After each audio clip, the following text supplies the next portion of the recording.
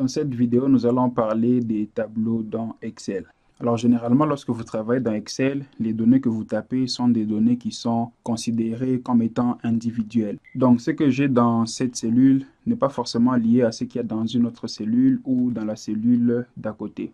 D'où nous avons besoin d'utiliser les tableaux dans Excel pour nous permettre de pouvoir manipuler facilement ces informations. Parce que dans un tableau, cette ligne-là est considérée comme étant une seule et même ligne. Alors pour ce faire, nous allons sélectionner toute la plage. Je me positionne dans cette cellule, je maintiens le clic gauche de ma souris enfoncé, je déroule vers le bas. Je vais au niveau de l'onglet Insertion et je veux insérer un tableau. Alors, le raccourci clavier que vous pouvez utiliser, c'est CTRL plus L. Je clique dessus. Excel me pose la question de savoir où se trouvent les données de votre tableau. Vous remarquez que les références qui sont utilisées sont de références absolues. Ça veut dire que mon tableau sera ancré à cet endroit de la feuille de calcul. Alors, pour faire la distinction entre le titre de votre tableau et la partie où il y a du contenu, vous devez préciser à Excel que mon tableau comporte des en-têtes. Dès que vous faites cela, vous validez OK. À partir de ce moment, vous allez remarquer que le tableau a été mis en forme. Alors, une fois que vous êtes en dehors d'Excel, regardez au niveau de l'affichage des onglets. Vous n'avez rien que les onglets qui sont présents par défaut. Mais dès le moment où vous cliquez dans un des tableaux, vous remarquez qu'il y a un onglet contextuel qui s'est affiché, qui est l'onglet Création de l'outil Tableau. Alors, quand nous allons cliquer dessus, c'est ici que nous allons venir pour effectuer une gestion de notre tableau. Alors, vous avez différents groupes, propriétés, outils, données de tableau et ainsi de suite. Dans la partie de droite, c'est là où vous venez gérer les styles de votre tableau. Et là, nous avons ce qu'on appelle un aperçu instantané. Alors, dans Excel, il faut savoir que chacune des couleurs ou chacun des styles a un nom propre. Par exemple, le style sur lequel je suis se nomme Or style de tableau moyen 5.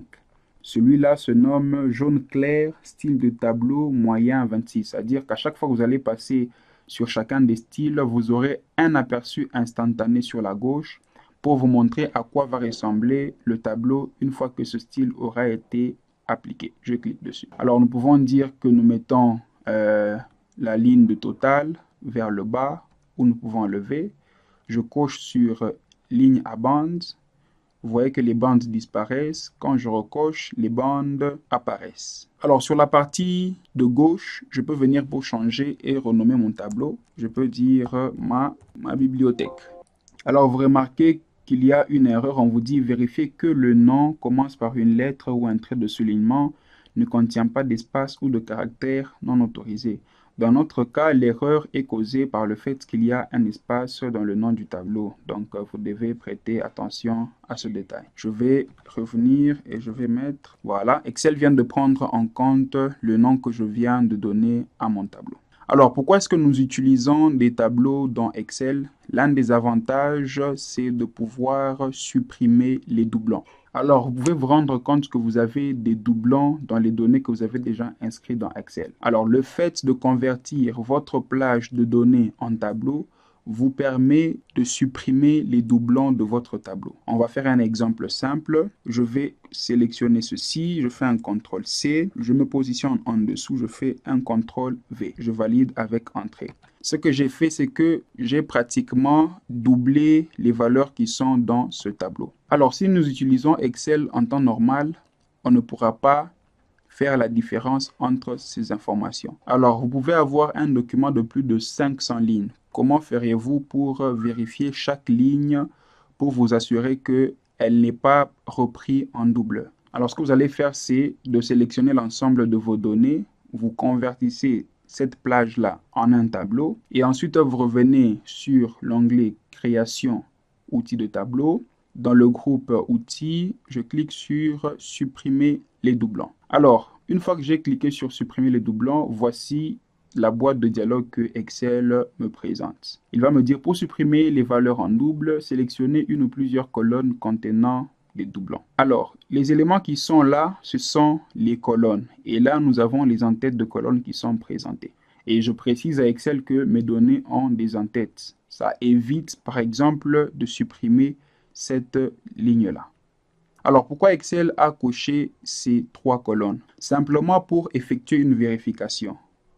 Alors, pour qu'on puisse considérer une ligne comme étant un doublon, il faudrait que cette condition soit remplie. Alors, on va comparer les éléments par rapport à auteur, par rapport à livre et par rapport à maison d'édition. C'est ça que ça veut dire les 3 en-têtes sélectionnées. Alors, quand Excel va se mettre à comparer les différentes lignes de ce tableau, la comparaison va se faire 2 à 2 pratiquement. l'AG et NI, c'est la même chose. Initiation et test, c'est différent. Jean Dubois et François, c'est différent. Alors, il n'y a qu'une seule colonne où les éléments sont similaires, mais pour le reste, c'est différent. Donc, Excel considère par rapport à ce critère-là que ce n'est pas un doublon. Mais si on regarde Jean-Paul et Jean-Paul, c'est la même chose. Apprentissage, c'est la même chose. Dunode, c'est la même chose. Donc, Excel va conclure que cette ligne est la même ligne que l'autre par rapport à ces critères. Mais si on décochait les autres cases pour dire uniquement auteur, Excel ne va prendre en considération que cette colonne. Donc, il va comparer les lignes de cette colonne. S'il trouve Jean-Paul et Jean-Paul, il considère directement que ces 2 lignes-là sont répétées, sans prendre en compte le reste des éléments du tableau. Alors, nous allons rester sur livre et maison d'édition. OK. On nous dit 5 valeurs en double trouvées et supprimées. Pourquoi? Parce que nous avions copié ce tableau et nous l'avons collé. Excel a comparé les lignes les unes avec les autres et à partir de là a pu constater qu'il y avait des doublons. Voilà pourquoi Excel a supprimé les 5 doublons et il vous affiche un message pour vous notifier que les doublons ont été trouvés et supprimés. Alors peut-être que vous avez effectué cette manipulation juste pour vous rassurer que vous n'avez pas de doublon dans vos données et par la suite vous voudriez revenir à la version initiale de vos données. Ce que vous faites, c'est quoi? Vous commencez par sélectionner l'ensemble de votre tableau et vous revenez au niveau de outils convertir en plage. Alors Excel va vous demander si c'est réellement ce que vous voulez. On dit oui. Et à partir de là, ce n'est plus un tableau, mais c'est juste des informations qui sont placées les unes à côté des autres pour lesquelles une mise en forme a été appliquée. Il y a une couleur de remplissage qui a été utilisée et puis il y a une couleur de police qui a été utilisée. Voilà comment vous pouvez créer un tableau à partir d'une liste et que vous pouvez revenir à la liste à partir du tableau que vous avez créé dans Excel.